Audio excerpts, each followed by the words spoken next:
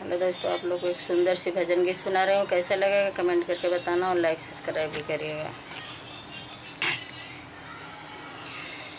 पल पल बीते उमरिया नैया राम से लगैला। पल पल बीते उमरिया नैया राम से लगैला। यह संसार मुसाफिर खाना लगा हुआ है आना जाना।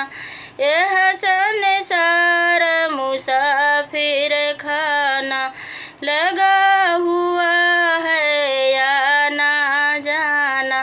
चल मन गुरु के नगरिया नैया राम से लगैला। चल मन गुरु के नगरिया नैया राम से लगैला। चम चम चमके कंचन काया।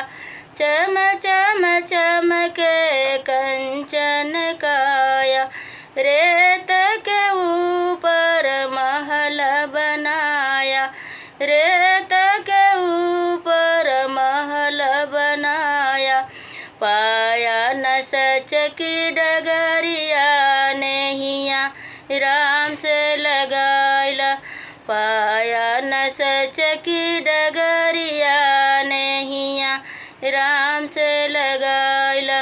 पल पल बीते उमरिया नैया राम से लगैला। पल पल बीते उमरिया नैया राम से लगैला। बिना गुरु के घन घोर अंधेरा।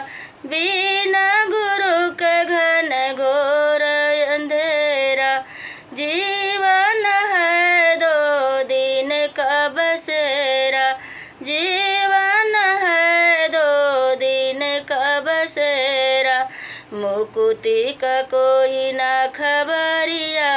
मुक्ति की नाही खबरिया नैया राम से लगैला। मुक्ति की कोई ना खबरिया नैया राम से लगैला। चल मन गुरु की